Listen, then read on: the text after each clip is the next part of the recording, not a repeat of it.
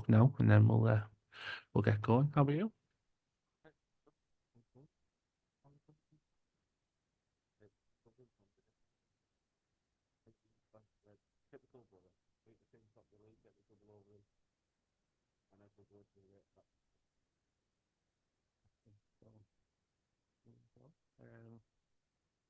Here we are, live on Facebook now. We're live on Facebook. So wave, John, wave.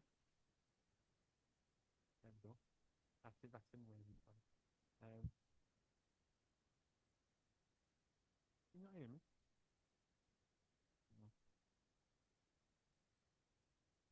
No. I'll find out if you can hear me. Can you hear me?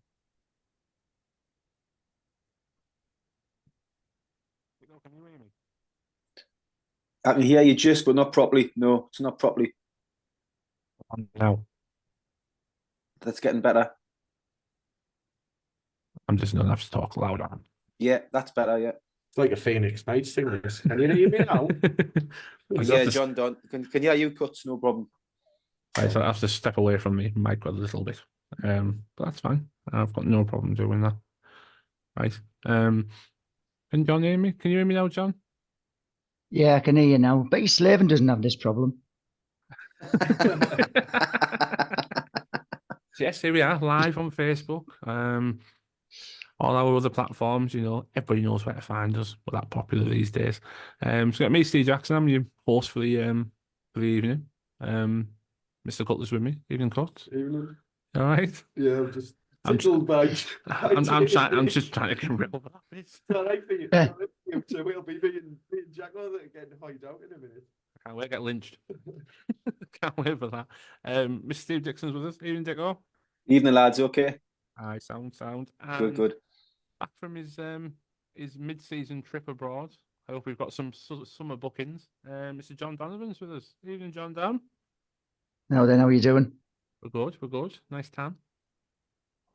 Oh, well, a few meetings to attend, but in between, I was sat in the sunshine, so that was all right.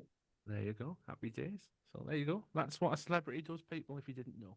So, so we're going to talk. Saturday. Whose fault was it? Was Michael Carrick right for owning up? Was it his fault?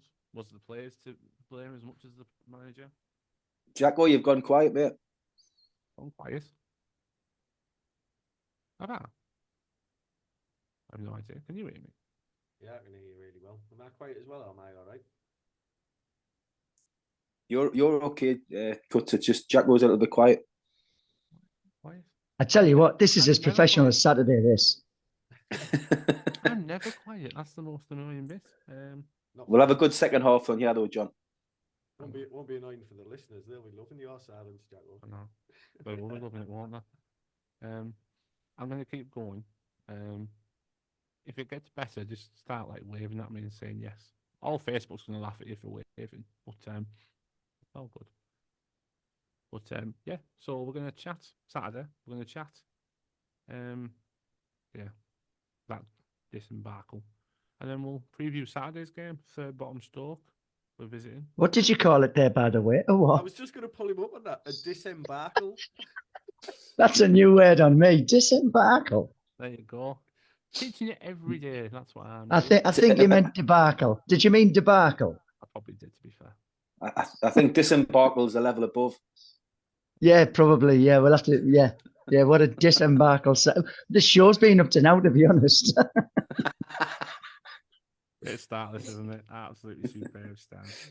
I blame Slaven. If you're listening, we'll get there. I'm still going to blame Slaven. He's figged about with the voice levels. Right, so before we start, are we all right? Are we all okay? Ready to go, Jacko? Yeah, I wish I was ready to go. Sorry, what you Let's say? have it. Let's have it.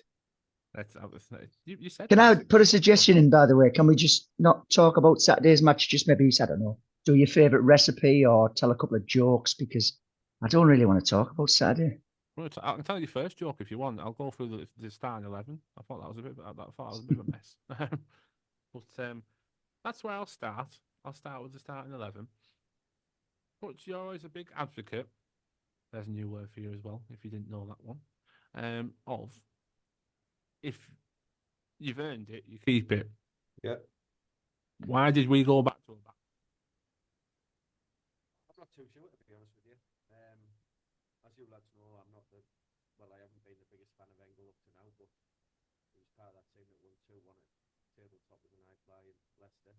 And for me, if you're putting in the performances, you deserve to keep the shirt. I know Sam Luke Thomas, who's highly rated, but he's not pulled up any trees here. I was a bit disappointed that Engel was dropped, to be honest. I don't see what kind of a message that sets to the rest of the squad. So, like I say, I've always said, if you play well one week, you deserve to keep the shirt, and it didn't happen. I think Clark's done all right since he's come back off injury as well. Boys, I don't know whether you can hear me, but I can't hear a thing. How about you, Dicko? Yeah, it went really quiet. It seemed to kick in okay, then it went quiet again. So something's going on with the sound.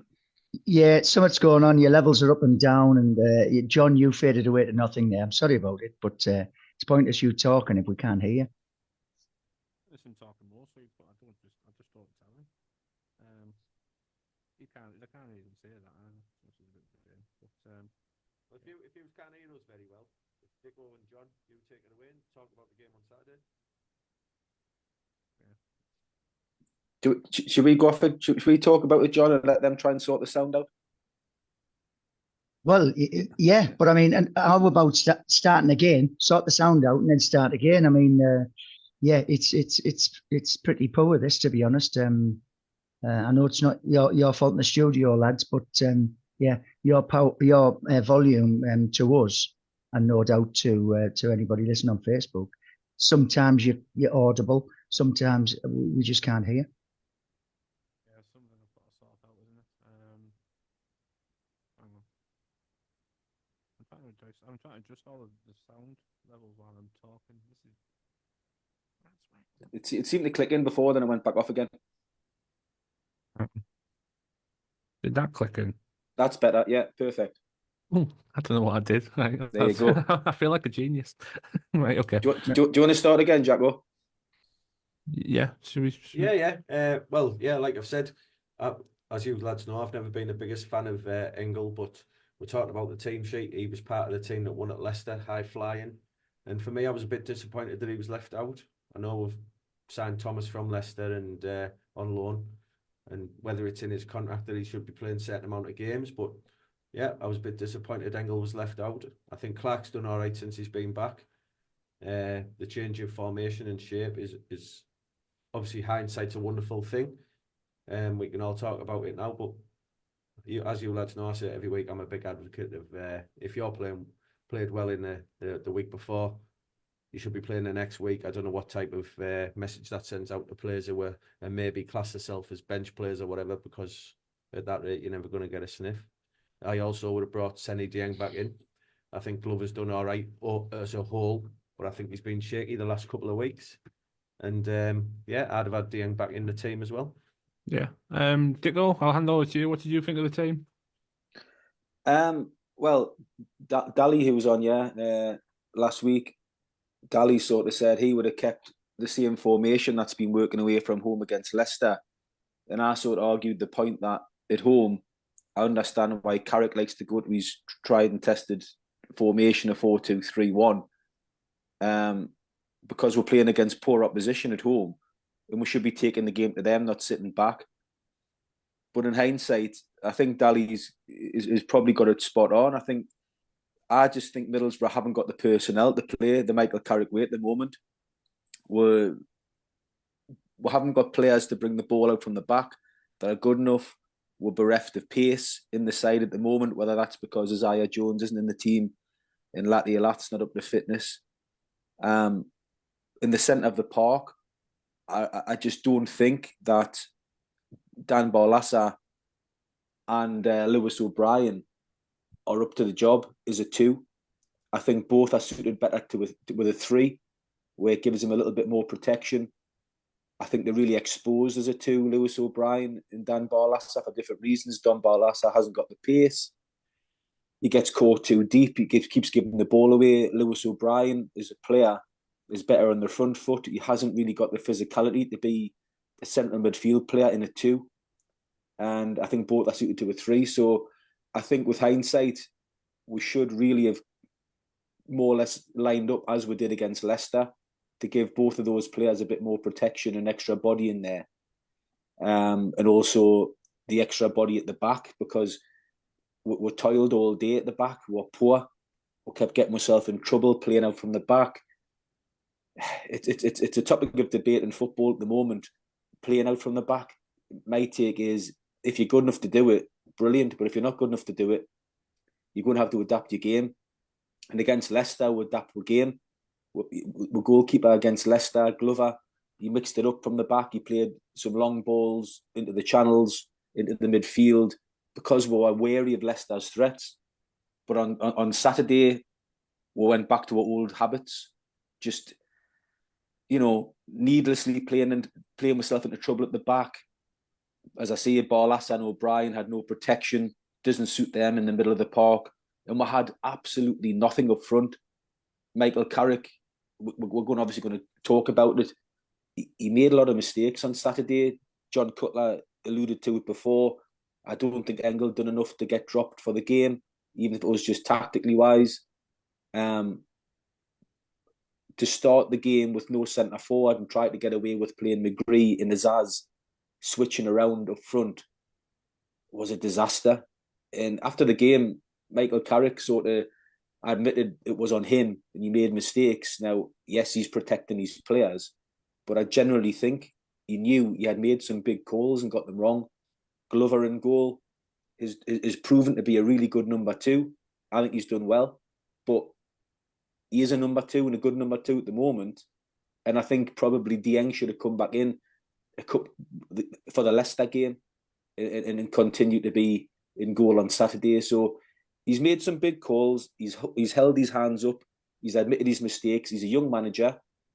But I think if we're going to progress this season, certainly at home, we can't continue to play with the players we've got 4-2-3-1, especially with Isaiah Jones missing.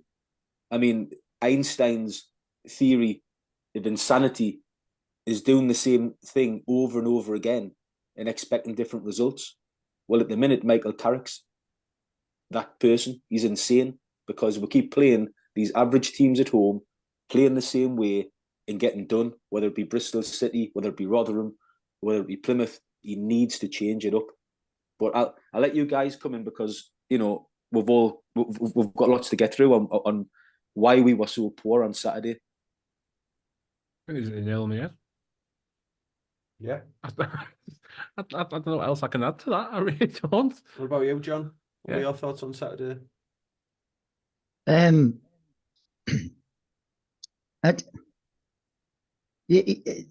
Dicko mentioned there about Leicester and the way we mixed up our approach from when Glover had the ball, and I think that's the way to do it, because before they scored their goal, I think we were robbed about 2 or 3 times, trying to play out the ball up in the back. They were pressing. They obviously done homework on us, and they pressed us really, really hard from the first whistle, and we lost possession cheaply. And we'd done it a couple of times before they'd even scored the first. And I just think if you can see that you're not gonna get away with playing the ball up in the back as early as 5-6 minutes, then knock the ball long into the corners for Force and Silvera to chase. Okay, we haven't got a big man up front, we can't aim for him. We haven't got blistering pace up front, so we can't expect it to be latched onto by a pacey forward. But I don't mind losing the ball in the opposition's half. I don't want to lose it on the edge of our 18-yard box, or even Dan Barlaser sometimes comes within the 18-yard box to receive the ball. I don't like losing it there. So we need to be able to change. If we see that it's clearly not working. We're too predictable. Clubs do a job on us and see that we're a bit laboured as well when we play the ball from the keeper and try to play it out to the back. Barlas is facing our goal. He hasn't really got an idea a lot of the time where he's going to go with the ball, and more often than not, he's rushed into making a rash decision that either doesn't find the next man or puts the next man under pressure, and we eventually lose the ball. It's a little bit frustrating because we're beating ourselves. Teams aren't beating us because they're far better than us. We are beating ourselves with our propensity of giving the ball away far too often. Propensity, yeah? What a word. Who gave you a thesaurus to eat? That's a hell of a word. Well, you gave me one that I can add to my dictionary tonight, didn't you? I don't bring Jaeger anymore. I bring dictionaries. But no, you've absolutely hit the nail on the head. I can't really add much more to that. It's massively frustrating. Our home record, the teams we're losing against, we find ourselves too often 2 goals down, and once you're 2 goals down, the opposition, they're just going to do 2 banks of 5 and just shut everything down.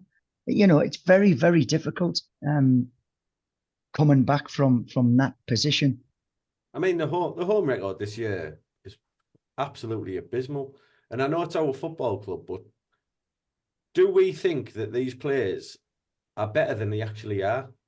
Or are we just, I would imagine from an outside view from other clubs, they're looking at us and they're thinking, so-and-so is poor, so-and-so is poor. Are we as good as we actually portray? Even on this podcast, I go on about certain players all the time. Are they as good as we're actually saying? Because we've been beaten far too many times at home this year. And you can talk about Carrick coming out and taking the blame for certain things. Other than Lath, Engel and Dieng, would them 3 have made any difference on Saturday? Or are the players just not good enough? I don't know. I think go on, John, you're okay. Go on. I was just going to say, I just think we need to be able to adapt our game once we see the shape of it after a few minutes. If we're giving the ball away, then don't keep on doing that. You know, knock it long. Try and sort of like stop trying to give the bloody ball away. It's so frustrating. Dicko, you take over because I'm going to swear. No, I was just going to say, I think that the big miss is Isaiah Jones. He gets us up the pitch quicker. He's got the pace. He gets Middlesbrough up the pitch quicker. So he's a huge miss. But I got called a little bit at the start of the season for being a bit negative and a bit miserable when I was saying, you know, I think 6th place at best is what we're looking at. If we're going to improve ourselves in January, who knows? We could do even better. But I think if we're being honest with ourselves, and all Middlesbrough fans are being honest with themselves, even those who wear rose-tinted spectacles, it was going to be a real tough ask this season on the players that were let go and replace them with lots of potential and young players. That's no slight on the club because you can see which way they're going. They're trying to bring in, like they did with Morgan Rogers, for £1 million and sell him for 15 million. Nobody can complain about that business. But there's been a little bit of, I think, all season hidden behind it. Middlesbrough Football Club haven't really fancied themselves this season because of a few things. I think looking at the teams that were going to be in the division this year, some huge clubs with huge parachute payments, and the way Middlesbrough were trying this season to be like almost like a stepping stone season to develop players and to get better. I think Middlesbrough have always had the eye more on next season. They can't come out as a club and say that. But I think this has been like a bridge building season for Middlesbrough to bring in these players, develop them. I don't think it was particularly to look to sell them on. I think Rodgers was just a complete fluke. Develop them, and then next season have a real tilt at it. Now that's a real difficult sell for supporters to say we've almost like we're going to say we're going for the playoffs, we're going to say we're going for promotion, but reality is we are where we are at the moment financially with the teams that have come down, the teams that have come up. This season was like a season of development and trying to get stronger. What's caught Middlesbrough out this season is the injuries, because I do still feel if we hadn't lost certain players for the length of time we've lost them, we could have still challenged for those playoff spots. And the club have been hugely unlucky with the injury situation. There's no getting away from that. I don't care, even if you're, the most pessimistic Middlesbrough fan, you can't ignore the fact we've lost some big players for large parts of the season. And I think if we'd had them, we would probably still be now on the cusp of a playoff spot. I had a little delve into what you're on about, Cuts, with my home form. And an Here's the interesting glasses. I can't read me stats without my glasses. So I thought it was quite interesting. Our home form at the moment this season was 17th in the league. Played 17, won 6, drew 3, lost 8. Points 21 out of a possible 51. Now, last season, that was our strength. Played 23, won 13, drew 7, lost 3. 46 points we took last season at home, 46 to 21. So that's a massive difference in where we are this season. But what I found was quite interesting was when you looked at the away form. The away form last season, we played 23, we won 9, drew 2, lost 12. And we accumulated 29 points away from home last season with the fantastic team we had last season.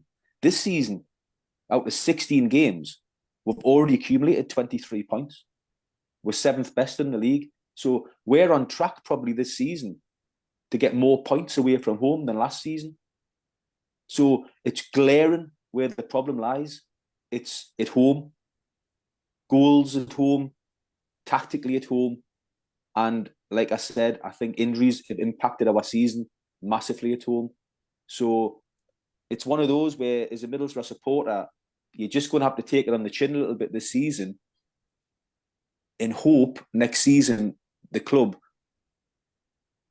as I say, I'm convinced the club have this plan that this season was a development season for Middlesbrough to take a stepping stone on certain players and build on the squad and then really have a real push for it next season. But I think injuries this season have absolutely decimated the plans. That doesn't excuse the club for not going for it in January, by the way, and not bringing a striker in January. That doesn't excuse that. That was lack of ambition for me. Letting Morgan Rogers go and Matt Crooks go and not replacing those players, that was still lack of ambition. But was it lack of ambition, or was it a case of we're keeping our powder dry because we don't want to go and waste X amount of money on a Kiefer Moore on loan for a few months that might get into the playoffs but might not, or we can keep that money, keep our powder dry and have a real push next season. Now, depending on which side of the fence you sit on, that's the argument as we stand at the moment. So we go on, John, sorry. No, you go first. Go on, I was just going to say, obviously, with regards to that, we had Kieran on the podcast the other week, and he was quite open about us looking at certain strikers, and they discussed it, and the club thought for the money that these wanted and they weren't a perfect fit, that they decided not to do it. Now, some fans might not like this, but I would prefer us not to spend any money on a striker than do what we did under Gary Monk, where we wasted X amount of millions of pounds on strikers that just weren't good enough for this football club. It would have been easy for Gibbo, like Kieran said, or to go out, buy a striker, appease certain fans. There, we've brought someone in, and to set the club back a few years, I would just much prefer if it wasn't what the club wanted, they didn't like something about the particular player. They will never admit that they've wrote the season off. And I'm one of the most optimistic fans out there. There's no way we make the playoffs now this season. We're not going to do it.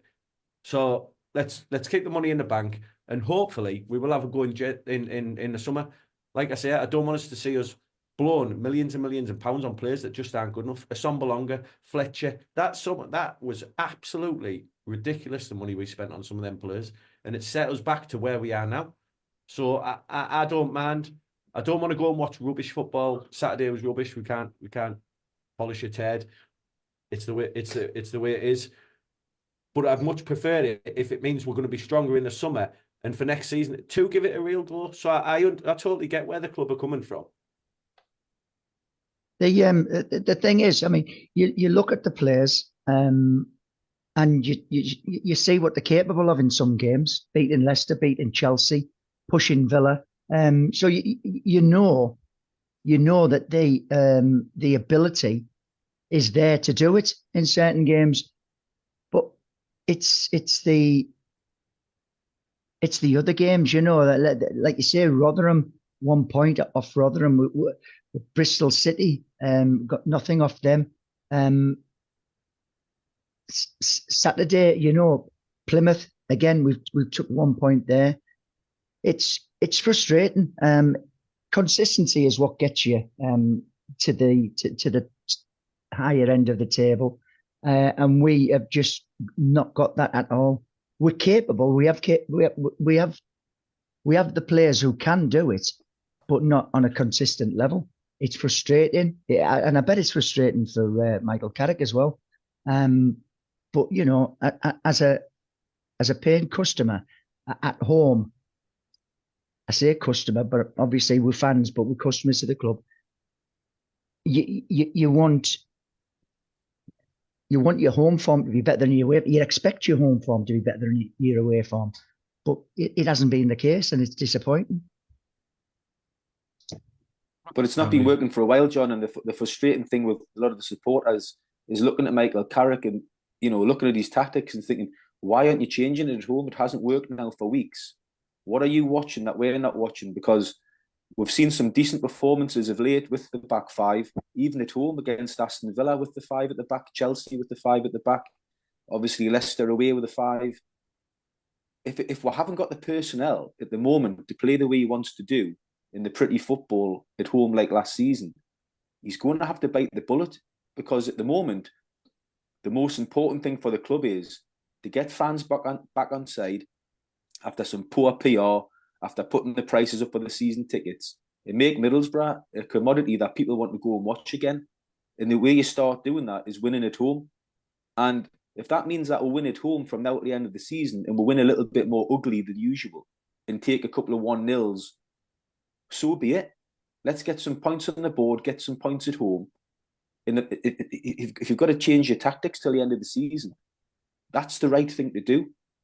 So I really hope Michael Carrick does this, because I don't see it getting any better with the players we've got, because quite frankly, some of the players we've got from now to the end of the season won't be here next season and just aren't good enough.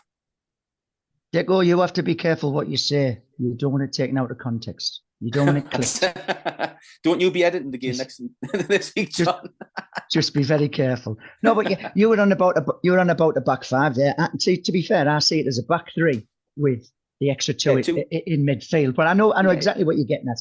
Yeah. I thought that should have changed at half time. I thought that would have been ideal to change at half time. If we'd have got an early goal, you'd never know what it might have done to the crowd, might have done to the sort of the way the game was going. But nothing happened. You know, his second half was, in fact, you know, we were lucky to have 2-0 at half time, and then Glover made a couple of saves second half. We could have been truly embarrassed on Saturday. I'd rather see moving from now to the end of the season. We've got two fullbacks who are loanees in Luke Ayling and Luke Thomas. Now, I'm disappointed in Luke Thomas because I thought he was going to be a decent player for us on loan. But he's flat out to deceive, and he doesn't look anywhere near the player he was a year and a half ago, what I've seen of him. Luke Ayling came in, done a couple of battling performances, you know, like a really experienced old pro against Millwall away and stuff like that. But he's lapsed back into what he actually is, which is a player past his best. He was on loan to make a few quid till the end of the season. Now, for me, moving forward, I would rather we went, if he's fit, Isaiah Jones, right wing back, Luke Engel, left wing back, because they're our players. And if Jones isn't there, stick Anthony Dijksteel in. He's our player. And just play them till the end of the season and see where we'll go. These players won't be here next season, Thomas and Ayling. So if they're not going to be here, we're not going to make the playoffs. We're not going to get relegated. play players that might be here next season and see what they can do. Give them a chance. Well, Luke Ayling sometimes leaves us exposed when he sort of pushes on forward, and then he's slow, isn't he? To be honest, he's quite slow. Yeah. He doesn't get back. He leaves us a bit exposed. So that would be less of an impact if we had 3 central defenders. We could cover across. But I thought the change could and should have been made at half time. To try and give us something to get us back into the game. But I mean, can I just say something about the first goal? When I watched it at the ground, I thought Glover was a little bit. I thought it was harsh, the criticism that he got. But I've watched it again, and I think where he's pushing that shot out to, it's right into the danger zone. He could have. I don't know. You, the keeper, Dicko, tell me, do you angle your hands to push the ball away from goal? I mean, is that what happens? He just seemed to push it straight out into the danger zone, and our defenders just didn't react. The Plymouth player reacted straight away. Well, exactly right. Sorry, Scots, exactly right. What you're saying, it's a skill, it's an art in goalkeeping. And I was always told when I played that you're better pushing the ball around the post for a corner than keeping the ball in play, because if it goes for a corner, the ball's dead. So you'd have an art where, first of all, you'd try and catch the ball. And I've got to be honest, John, I thought it was catchable. I thought I've seen a lot of goalkeepers over my time that would have just took that ball and kept a hold of it. But he's pushed it out. Like you say, push it wide to the corner flag or push it out for a corner. He put it straight in the danger area. It was poor goalkeeping. And, he's come in the team and he's done okay as Glover. And he's proven that he was a capable signing for what he came in, a young goalkeeper. He's come in. He's got experience. He's played more games than he thought he'd play. And for the majority, he's done okay. But as of late, like the rest of the team, he's been guilty of his form dropping slightly. And the mistakes have started to creep into his game against Sunderland. And obviously on Saturday, he made a brilliant double save on Saturday, by the way, in front of the North Stand, which was credit to him. But I just think now would be a good time for his confidence, for him, and for Middlesbrough to bring Dieng back in. Well, I don't know what that would do for his confidence, but I agree Dieng should be back in. Well, I think his confidence would be he's played more football this year. If you look at the season as a whole, you would never have thought he's going to come in and play as many games and play in cup semi-finals and stuff like that. So overall, he's done quite well. I think his stock's risen from what it was when we signed him. But I think now's a good time just to take him out the firing line. His fingers are starting to be pointed at him. He's only a young lad, and bring Dieng back in. And let's be honest, Dieng is slightly better than Glover with his feet. He does mix it up a little bit better than Glover, even though he's done okay. So I just think now's the time to bring Senny Dieng back in. And Senny Dieng's an experienced player as well. He's played a lot of football, maybe a bit more of a calmer, cooler head at the back, organisation with his defenders as well. So for me, I'll be amazed if Dieng doesn't start at Stoke. Mm-hmm. Yeah. Okay. There you go. I'm going to bring in you, because you're going to do exactly what I was going to tell you to do there. Not in a threatening way. There's go on Facebook, have a little look. A couple of messages in there. Jeff Harland, I think Carrick was brought in for a minimum of 3 years to build a side capable of sustaining the first couple of seasons in the Premier League. Is he going to be here for 3 years, though? If we're getting there next season, he will get an extension. Ferguson did nothing for the first 5 years. Dave Lean, just tuned in, lads. Could have been leathered by half-time. Carrick is showing the Mowbray and Pulis stance of I'm in charge, I make decisions. McGree will not be here next season. Take your best player off. Puzzles me. Question mark. I'm sorry, before we go into that bit, have we just been compared to Sir Alex Ferguson's Manchester United? I don't think Jeff was doing that, to be fair, but yeah. Come on. When you were talking there about the goalkeeper, I always remember my dad saying to me years ago when we used to watch football on the telly and that the keeper could have put his cap on that. And funny enough, on Saturday, that he was saying there he should have caught it, and etc. That's what came in my head. He could have put his cap on that. It was a goalkeeper mistake, in my opinion. That he should have caught it. Yeah, definitely. Yeah, just on Davy Lean's point about McGree, I thought that was an interesting. I've had my conspiracy theories about McGree all season, and it was a strange decision to play him up front. Your best player, he's an attacking midfield player, and he kept switching with Izaz in the front position. That's never Riley McGree's position. But even then, for me, he wasn't one of the worst players, even though all was a really poor display. You always think McGree's capable of pulling something out of the bag. So I was a little bit surprised to see him get the hook first, ahead of, I think there was other players ahead of him to get the hook.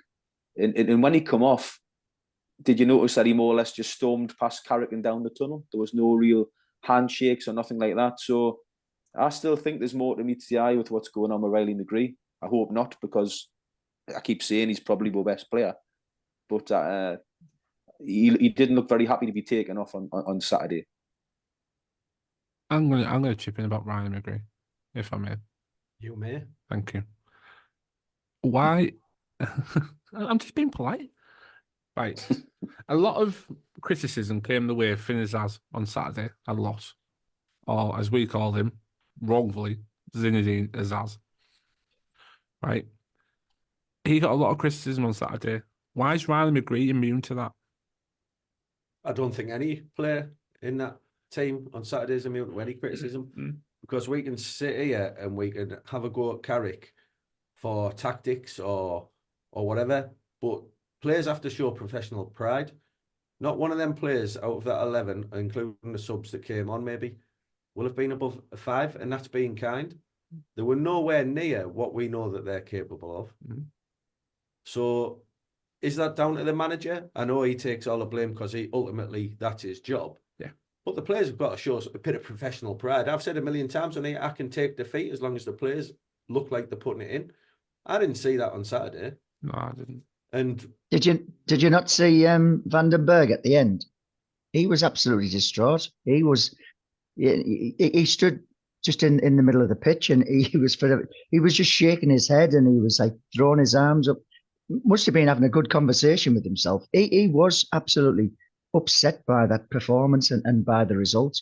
And he's 19-year-old. You know, he's a young lad, but he has got so much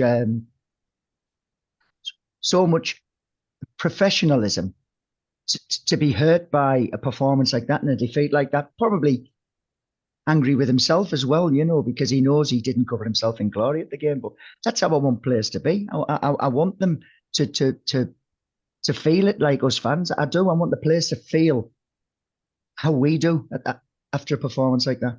Well, He's probably perplexed. Go on, John. You go on. You're right. Go on. I was going to say, we've mentioned on here plenty of times in the past about lack of leadership on the pitch. Now, we've got Johnny, who leads by example. I would say Lenihan is a natural leader. I think we've missed him massively, and I've said for a couple of years, until Van den Berg came in and proved what he is this year, Lenihan's our best centre half at this club, apart from Van den Berg now, who will actually have a go at players. So after we went 2-0 down on Saturday, I didn't see anyone absolutely ripping into anyone. Imagine if Grant Ledbetter or Mowbray were on that pitch on Saturday. We don't have anyone who's going to give them good rollicking while it's going on, and that's what you need. You can talk about flair players all you want. We need somebody who can put the foot in and if needs be, really have a go at the players on the pitch. We haven't got anyone without Lenihan. Who have we got? Nobody. You're right. It's a massive hole in that squad, leaders. Yeah. Grant must be watching upstairs, and he must be thinking, I tell you what, I could put my boots on there and he wouldn't have been as bad. And give him a good rollicking. Mm-hmm. That's what we need. We didn't address that problem last season, really. As good as we were last season, we're still lacking a few leaders in big games. And it is a problem that we're too nice to play against. We're too easy to play against. When we go a goal down or 2 goals down, you don't see anybody pointing the finger. You don't see anybody shaking the fist, rallying them round. And on Saturday, what it needed was, you've just mentioned him because I said it at the game, like a Grant Ledbetter. My dad mentioned Tony Mowbray, funny enough, just to rattle into a couple of tackles and get the crowd going, because the stadium was flat. There was no urgency. There was no passion. There was no leadership on the pitch. And it just transfers itself to the stands. And it's a glaring omission to the Middlesbrough squad. I mean, the only leaders you've mentioned in Johnny Howson, he's not really that type of player. He's not really an old-fashioned likes of a Leadbitter, as you said. So it's a glaring omission in our squad next season. If we're going to have any opportunity to challenge for promotion, we're going to have to go and find somebody, or hopefully more than one person, 2 or 3 players, that are going to be able to take a game by the scruff of the neck and rattle into a few players. And we need to be more physical. Well, Daniel Chapman, who's a good friend of ours, Oh, Chappy. disagrees. Good footballing teams don't need players screaming at them. It's an old school mentality. Well, it didn't do Roy Keane, Patrick Vieira, Graham Souness, and their teams any harm, did it? So it's not going to do us any harm. I'll just say one thing to Chappy. I hope you watched the cup final last night. Liverpool against Chelsea. Who won the game? Virgil van Dijk. Absolute giant of a man. Liverpool's leader, talisman, captain, who come up with the goods when they needed it. And that's after having a goal disallowed. That, you know, they could have went under. Liverpool with a young team. They could have went under. He had his goal disallowed. Who got the winner? He comes back strong. He was the leader. He won the cup for them, didn't he? Every team needs a player like that. Mm-hmm. Every good team that's ever won the Premier League, has ever won a major competition, has had a leader. We haven't got one. I agree. No, I you're totally absolutely agree. No, you're absolutely right. It's something we're massively lacking. You know, another player I'll chuck in that category. You've mentioned that, Tommy Smith. Funnily What a enough, leader he is, by the way. funnily enough, when Dicko was on about earlier, on about Ayling and John mentioned him as well, in my head I was dying to say we've had a player that's been out all season that got a lot of criticism from certain fans, but never ever did he give less than 100%. I would take 11 footballers like him in my team. I tell you, not playing every position, like, but you know where I'm coming from. Yeah, I won't want Tommy Smith up front. I'll say that, but Or in goal. Or in goal, but leadership wise, he's got all the qualities. I mean, he take us back all the way back to Sunderland away. What was the score of that, by the way? Well, Danny's put who 6. Was it 6? Might as well have been just 4. Might as well have been 6. But I remember that day. I'll go back to what Chappie comes back with in a minute, because I imagine he's going to keep going with this. He was a leader on the pitch that day as well, because imagine all the slack and all the stuff that got chucked at the players. He was the first one to go, get away. You don't want to need a yellow card. You don't want a needless ban. You know what I mean? That's a leader right there. Doesn't have to be screaming, shouting. He just got hold of 2 players and went, get over there now. You know what I mean? That's the leader. He didn't have the armband on that day. Dale Fry had the armband on that day. Leader. Yeah. Leader. I'll just keep saying leader. Well, it's very rare that we've all agreed with each other, so we'll take that, won't we? We will. But we'll need more than Tommy Smith for promotion, that's for sure. But he's 1/11th of that fine formula. I'll say that now. I think it'd be a great addition back to us. I think the club moving forward now, if I had one wish between now and the end of the season, it would be for Steve Gibson to sign Michael Carrick on a new long-term contract before the end of the season and come out and explain why he's done it and how Michael Carrick's going to be the future Middlesbrough and we're going to have a real go next season. I think that's needed between now and the end of the season, because we're not going to get promoted. We're not going to get relegated. We're all where we are this season for various reasons and various arguments that you can put to and for. But I think if Middlesbrough could tie up Michael Carrick and Steve Gibson come out as one and you know, gave an interview or what have you on the future and why he's signed and where Middlesbrough are going for it next season, I think that would appease a lot of supporters a hell of a lot, because I think we need to do something at the moment. It's not a real fun place at the moment being a Middlesbrough supporter, and it's not going to be any better from now to the end of the season. You almost just feel like you're just wishing that next week was the last game of the season, really. And that's not a good place to be when you're trying to sell season tickets. Well, No. We've got what, 13 or 14 games left.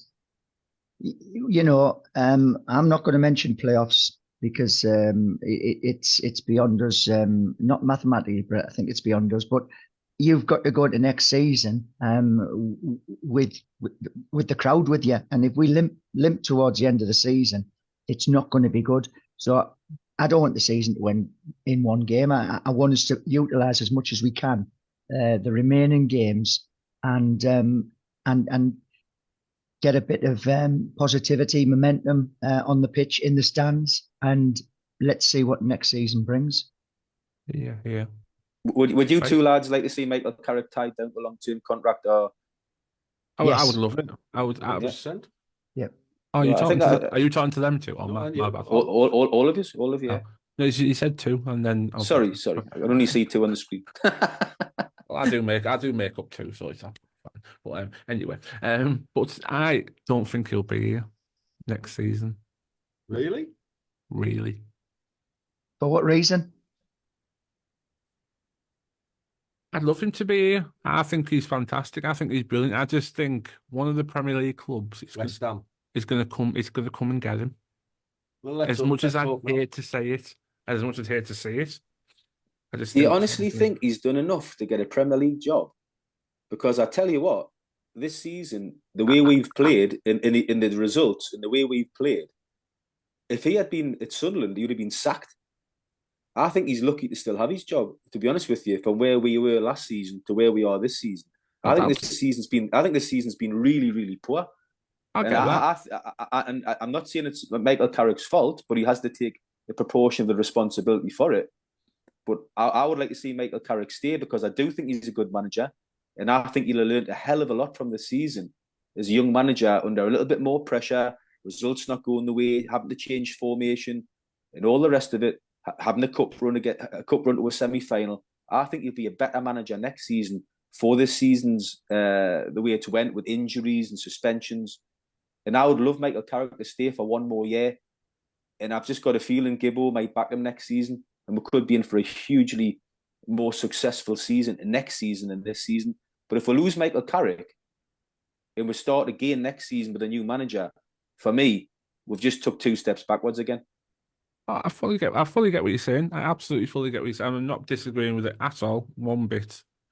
I just feel I'd love him to stay. I really would. I'm going to keep saying that. I really would. I think he's got a massive future in football, Michael Carrick. But you say, does he deserve a chance in the Premier League? I could put a list. I could put a list of half the managers in the Premier League. Does Pochettino deserve a chance in the Premier League? Nope. Does Wilder? Nope. You know, I could keep going. Go on then. No problem. No problem. Thomas Frank, does he really deserve a chance at the moment? They are going horribly at the moment. He's done a blinding job at Brentford, though, Frank. They're starting to fall. They're starting to fall to from where they were. He's starting to fall. I don't think Michael Carrick's in Thomas Frank's league yet, I have to be honest. But no, but you get my point. You know, I just feel that a team in the Premier League like West Ham is going to come and knock in and say, "Do you fancy it? Yes or no?" a year ago, I'd agreed with you, but not now. I don't think anybody will touch Michael Carrick in the Premier League at the moment. I'll be amazed if that happens. I can see it happening, but I hope it doesn't. I really do hope it doesn't. Anyway, Chappie's sent about 10 messages on there. I've seen his name loads of times. Yeah, now. Well, an interesting one. I know he goes about it. No, get rid and get Alex Neil in. Yeah, that'd appease the fans. Get your season tickets now. Get your season tickets now. Alex Neil's Red and Right Army, 5,000. How many crying faces did he put after that text? That's got to be tongue in cheek. Oh, I'm not so sure. By our group chat. I can't deal with him. But he's only about going back to Sunderland, isn't he? Alex Neil. The circus up the road. But you know, I'm not one for changing managers all the time, me. I think no, I'm not. I think you can only play the hand you're dealt, and I think we've talked about it numerous times. We lost 50 odd million pounds worth of talent last year, maybe more in loan signings and Tuba going. They brought players in that are possibly seen as the future. Engel and what have you, like a project for the club. And you've got to be honest, the on current form and the form shown this season, Engel's nowhere near what Giles was. We've missed Akpom, the Archer, Ramsey. We lost a lot of talent last year. So add that to the injuries as well, John. Exactly. I'm definitely in there. I don't think Carrick's lucky to have a job. I'm quite happy for him to be leading us next season. Absolutely. And I think we're going to see I don't want to be a load of doom here, but I think we're going to see quite a few poor performances from now to the end of the season. And I just do urge the club to stick with Michael Carrick and let's see what we can do in the summer, because chopping and changing managers every 6 months to a year just doesn't work. I don't want us to be that football club. No, me neither. Me neither. But, I think he'll have been stung by the widespread boos at half time and full time. It'll have made him think, and sometimes you do have to have a reality check, and I think the reaction from the crowd it might have might sting him into making slight changes to his philosophy. He's been around the game a lot of years, Johnny. He will also have understood where the fans were coming from. yeah. He knows the area. He knows the Northeast and how tough it is for fans to get money together to go to games. So they want to see performances on the pitch. I think he will have totally understood. But on the other hand, I agree with you. He will have been hurt by it as well. So we'll see what will happen. Well, that's the thing, isn't it? It's not a case of, we have them certain games where fans will boo and you just think, what are you booing? Why are you booing? But Saturday was justified. 0 shots on target. 0. It's not against a team that had won once since last April away from home. And that was at Cardiff. We had a shot on Saturday from within the 6-yard box that went out for a throw-in. Yeah. How bad was that? How bad was that? To play 95 minutes and not have a shot on target against the team that had only won once away all season was just horrific, really, wasn't it? Dicko, he was in the 6-yard box. Hit the target or go close, but it went out for a throw-in. I know. I left that long after that. That was terrible. It was a shambles Saturday. He was closer to the concession stand than he was the goal. I mean, that says it all. You know what I mean? We're talking about it there. You're on about that shot. We all know it was Sammy Silvera. So the players we brought in the summer, I know we had Kieran on the other week, and he was very open and honest. The players we brought in the summer, which of them have been a success? Well, obviously Rodgers, because he's the Aston Villa now, so he was a success. I think Senny Dieng's been a great signing, even though he's not played lately. I think Dieng's been a good signing. Vandenberg obviously looks a player, so he's been a good signing.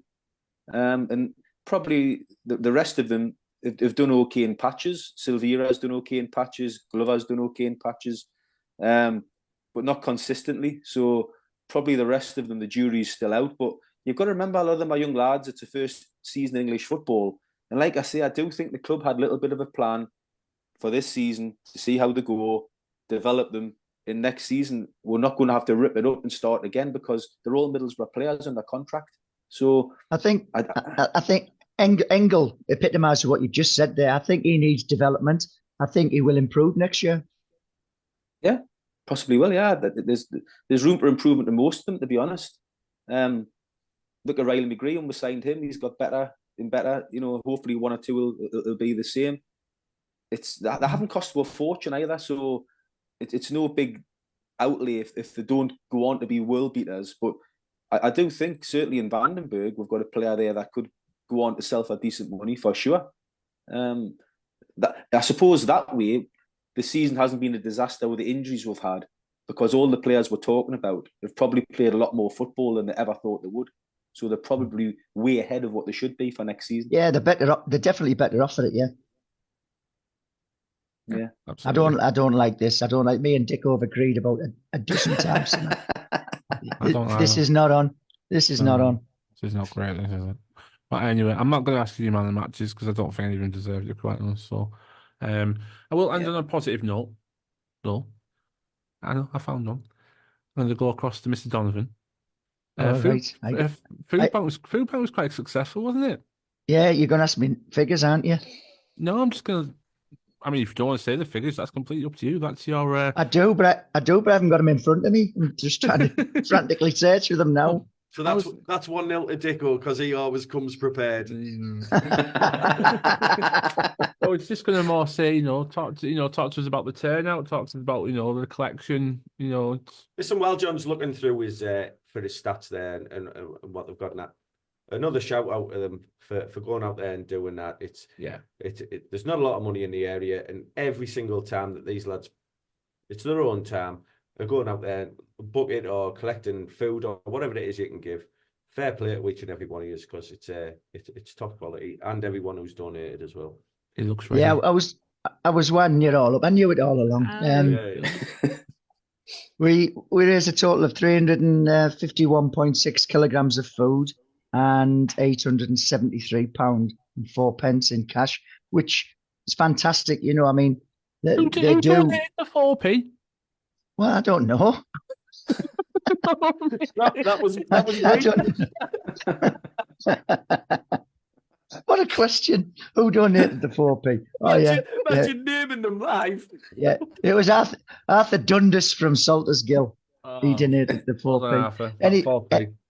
Anyway, it might make all the difference to somebody. No, but it's lovely to see fans, young and old. Obviously, majority of were Borough fans, but even Plymouth Argyle fans putting coins and notes into the buckets. It's great because it's a vital service for a lot of people. So I don't mind giving up a few hours here and there whenever the food bank is on. I don't mind that. It means I go into the game without a couple of beers inside of me. But you know what? It's needed and it's necessary, and I'm pleased to do it. Yeah, absolutely. Yeah, fair play to the lot of you. Yeah, Fair play to everybody donated. And before we move on, fair play to them Plymouth fans who made the journey. It's an absolute killer, that journey. I tell you what, I had the pleasure of sharing a few drinks with them on Saturday in the Pig Eye, and there was about 6 or 7 of them in there. We got them on. They couldn't believe the Jaegers were 5 for a tenner. And let's just say, after when we left there, they were in good spirits, and they were a real good bunch of lads, to be fair. It was the best part of the day. There you go. Yeah, you know what I mean? It's a hell of a journey. It's a horrible journey to make. I mean, some of them made set off. It was 3 o'clock on Saturday morning to get up here. So tip me out, steer. Fair play. Done the journey. It's not nice. Probably have to do the journey again next year. Can't wait. So, right. We'll move on to Stoke. Saturday, Stoke. I'm looking forward to it. I like Stoke away. It's a good trip. Plus, John Don's back. You know, we missed John Don at Leicester. The team didn't because we won. So if we get beat, you're getting booted off. Warning. Can you boot someone off his own bus? I don't think so. I know. I'm getting booted. Getting booted off the bus that I run. Thanks very much. Hey, if we get beat. But this game, John Don, they dropped into the bottom 3 on Saturday. They've had a rotten bit of form. A bit like we have, but they've really, really downturned. And they, yeah. I think form-wise, I think one of the worst in the league. Which they have. You know what I mean? Plummeted. So at what point do we get beat 1-0 on Saturday? We don't. We've got to be wary. We've got to be wary of a backlash, obviously, because they don't want to be sitting in that position for any time this season, but to find themselves there. So we might find there's a bit of a backlash, but let's take the sting out of them. As has been pointed out earlier, we've picked up more points away than we have at home. Maybe Suits is playing away from home because the onus is on others to attack us, and we find sort of gaps to exploit. We're obviously at home. We're giving goals away, and then we can't break teams down. So, yeah, I think we've got to we've got to take the sting out of Stoke City for the first quarter of an hour, 20 minutes, and settle down. You know, we've got the players to be able to win at their stadium. Is it still the Bet 365? I don't know, but anyway, we've still got the players capable of winning there. So we just have to hope, you know, that we can get the result, because we need the points to take us sort of like a little bit further up the table, away from the danger zone. Yeah, I don't know what it's called. I just know it's the coldest place on earth on a Tuesday night. When it gets really cold there, it's absolutely freezing. I hate that ground, but I know he's right. I know it sounds stupid saying this, but the first goal's vital on Saturday. I choose. Because if we score first, that'll be their fans will be right on their players' backs. Who's the manager there now? Steven Schumacher. Steven Schumacher, that's right. the fans there. I mean, they're a decent sized club, Stoke, and they've had some free fall really to be in the bottom three now. Massively. Because the bottom three look pretty much nailed on not so long ago. If we can get the first goal on Saturday, get their fans on the back, and counter attack them, and hopefully get it going to get a second and seal the 3 points. I think, like I say, the first goal's massive. It's huge. It's also a case of we've got to take a bit of initiative on this one because they want to think we need to stop the rot here. Because they say, I saw you having a look at their form as well. Their form it's not great at all. Funnily enough, I was looking at their starting 11 to see if there's many players in there that I recognise. Now, they've got Ben Pearson on the bench, who I always think's a decent player. He used to play for Preston, but I'm looking at their first 11, and you can see, to be fair, why they're in the bottom three. Because there's not They've lost six of the last 7. There's not many names on that team sheet Says that I it all, doesn't it, recognise. really? If you're losing 6 of your last 7, they say you really are in free fall. We all know that means nothing, though, does it? It means nothing on Saturday. Nope. Well, it doesn't. It doesn't when you're Middlesbrough because we always do the ridiculous and give team the result that they're looking for. But I would like to think we've got a lot of personal pride because such a poor performance against Plymouth, and we'll go out with the same attitude as we did against Leicester and set up like John Don wants and I want with a back 3, wing backs, make it difficult for them and get at them on the counter attack and put them under pressure. And let's be honest, it's there for Middlesbrough to get a result because the pressure's all on them. Our season's just about finished, but we've got pride to play for. We'll have a decent travelling army going down there. They're the ones that should be under pressure. We should be playing freely, but just at a better intensity with more commitment, more tackles. Like we did against Leicester. And if we do that, there's no reason why we can't take 3 points. Let's not do the typical Borough again and give a team that's in desperate need of points for nothing. Let's go and take it away from them. Exactly. So with that being said, then obviously because they're going to sit back, they're not going to go at us on Saturday because they need to stop. Like I said, they've got to stop the rot. I don't think they will sit back. The fans No, won't I don't let them. think- The yeah. fans won't let them sit back. But I don't see it happening. They're not going to be happy with a point at home or us on Saturday. They'll be seeing it as 3 points that they need. But if every team's, I imagine everyone's done their homework on us. If they come at us, we'll pick them off. We've done it with Leicester. We've done it with teams in this league. Hell, we did it with Chelsea. We picked Chelsea off on the counter and 1-0. You know what I mean? So, do they want to take that risk? You know what I mean? Because they could if we get stuck into them and we score too early, like you said, we could pick them 3, 4, 5 if we really want to. I'll be amazed if they start the game on Saturday on the back foot. I'll be amazed. I can just, yeah. I mean, I would be because they've really got to go for it, but they've also got to think, do we really want to get picked off here? Because this really could turn nasty. But that being said, I'll ask you all one question before I get your predictions. Do you go back 4 or back 5? Just say back 4 or back 5. Don't give me an explanation. Back 5. Do you go? It's got to be a 5. John Don? Back 3. Very good. Very good. Smart ass. What about you? Back 3 with 2 wing backs. You've got to make sure you got that security of the 2 in front of them as well, just to make sure. I will say one thing: a player that gets a lot of stick on here, not by us particularly, by our fan base. And I always say, you never know what you've got till it's gone. How much have we missed Isaiah Jones? Yep. Hugely. Massively. We haven't won a home game since he's been out injured. We haven't won one home game. The guy's a real talent. His final ball's not the best, but he's still a relative youngster, a newcomer to the game. I think he's been a massive miss for us. Put it this way: if you ask Santa for a home win, still waiting 2 months later. All I'm saying. So we've either been really bad boys, or we're really bad at football. And I was a good boy this year. So, what are you shaking your head for? What are you shaking your head for? I haven't got a clue what you're on about. We haven't won a home game since. Neither of the listeners. Yeah, I know, but what's Santa got to do with it? Yeah, but we haven't won a home game since the 23rd of December.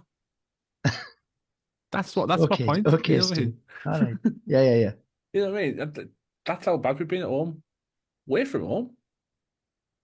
I mean, we've been equally as bad, to be fair, but we beat Leicester last week. You know what I mean? That was quite special last week. Isn't it typical Borough though? Like I said earlier, you go and win at Leicester. The first team in the league get the double over them. They're going to win the league probably. And we probably, every single one of us was sat with our mates last week saying it'll be typical Borough to play Plymouth at home and lose. And that's exactly what happened. Yeah. It's just the same following this football club all the time. I mean, I wouldn't change it personally, but is it frustrating? Massively. You bet it's frustrating. Will they keep doing it? Yeah, absolutely. Can't stop. Won't stop. So I'll start with your predictions then. I'm going to go for a 2-1 win and a laugh anytime goal scorer. Oh, so we're actually going to play a striker. Well, I'm not saying that. I'm just saying that's what I'd do. There's something for you. I'm play a striker in weeks. Diggo? I'll go same as John, 2-1. And I'll go Finn Azaz, just out of sheer dedication for what I said last week, because he can't be any worse than he was against Plymouth. Fair point. John Down? Well, I've asked Santa for 3 points, so I reckon we're gonna win 3-0. And 3-0. Wow. Riley McGree to score anytime. Yeah. Okay. Someone mentioned when you said that big word earlier that you'd been reading them books in your library behind you. I'm just wondering where that bottle of vodka is. Is it 3-0? Which one of them books has got the bottle in? Jacko was reading them as well earlier, but one of the books was upside down, but he was close. I can't read. I can't read. Oh, I don't try to read. Can anyone remember what the word was? Because that's definitely got to be the name of this podcast. Oh, disembark. I know what the word is. It was a disembarkle, yeah. Yeah, it's me that's got to. It's me that's got to go and do it all. So I know exactly what's going to be put on. Don't worry about that. It's a bit like this show's been a right disembarkle. Before we go, just want to mention. I listened to the Red before we come on. Mr. Bernie Slaven, who started talking about Mr. Slaven, who made we late tonight. Mr. Slaven said on his show, who would take over Middlesbrough if Steve Gibson left? Who would take over Middlesbrough? The place that Middlesbrough is, the area that Middlesbrough is, who would take over Middlesbrough? I've heard him recently say when he joined Middlesbrough, he thought he'd landed on the moon. Now, he loves Middlesbrough now, but when he first come here, it's like he landed on the moon. So who's going to take over Middlesbrough? Why would they want to take over Middlesbrough? The area, blah, blah, blah, blah, blah. So I just thought, well, Ipswich got took over in 2021. They're doing all right. Brentford got took over 2012. They're doing all right. West Brom, 2016. They're doing all right. Hull City, 2022, pushing for the playoffs. Wolves, 2016. They're doing all right. Burnley, 2020, Premier League team. Sunderland, 2020. They're ahead of us in the league. All them teams are either above or in the higher division. I don't class Middlesbrough as an area or a town or a football club any worse than any of them. In fact, I think we're bigger than all of those clubs. So, Bernie, if you're listening, do some homework, son. See you next week. Last season, playoff semi-finals. This season, Carabao Cup semi-final.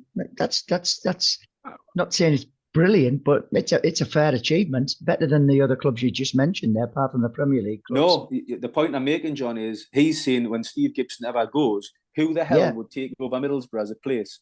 And I think I know. I think the BQ would take over Middlesbrough. Fantastic fan base, fantastic place to live, fantastic area, working class town, brilliant training facilities, training ground and stadium. Why wouldn't people take over Middlesbrough? Because they're bigger than all those clubs. To be fair, it's a hypothetical question.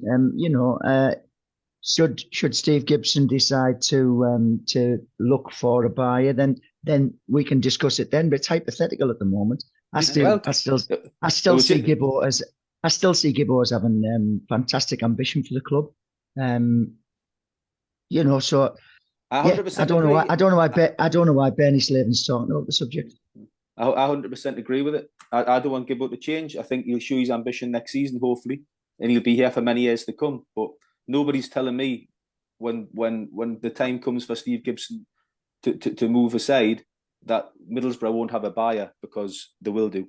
I want to know how the hell we got onto that from me saying what I was going to say the score was on Saturday. Where did that come from? So just briefly before you do say the score, I agree with everything you both said there. That's getting clipped. But me and Jacko were talking to Bernie last week before we came on air about him coming on the pod. If he's listening now, I think we all know the answer. Hey, he loves it. He loves a debate, Bernie. He loves it. He's banned. He loves a debate. Loves a debate, Bernie. Good bloke as well. So, Jacko, what are we going to go for the score? I was trying to hope that we wouldn't get clipped this week. I think Marsante's comment's going to get clipped, and that rant, that Jeff Stelling sort of rant, is going to get clipped as well now. I love the passion. Well done, Yeah, Dicko. the passion's great. I love it. I just don't know where it came from. 2-0. I don't know who's going to score. Oh, gee, you have to name one. What if it's 2 own goals? Is that what you're going for? 2-0, 2 own goals. No, well, you Marcus, just say Marcus you Force. just say an goal then. Marcus Force, okay. Yeah, Marcus Force, Force. 2-0. Yeah. Yeah, and I think after the Geordie equivalent of Jeff Stelling's rant, we'll leave it there. I can't really top that. I can't. I'll try, but I can't. So, apologies for the sound problems at the beginning. Nothing we could do. That's all I'm going to say. So I'm really sorry about that. But we got it sorted. I'm so glad you heard our little rants. Thank you very much for popping in. Thank you for coming on. Thank you two for coming on. John, I'll see you on Saturday. Pleasure, Yeah, lads. no worries. And Great stuff. yeah, thank you very much for listening, coming in, liking, subscribing. All your comments, keep them coming. Yeah, it's it's good to get you involved. And yeah, I'll leave it there. Thank you so much. Toodaloo, up the borough, be seeing you. Toodaloo. Toodaloo. See you, boys. Take care. Ta-ta. Cheers, up the borough. Thank you for listening Up to the the borough, 12 Man podcast. Hope to see you all again next week.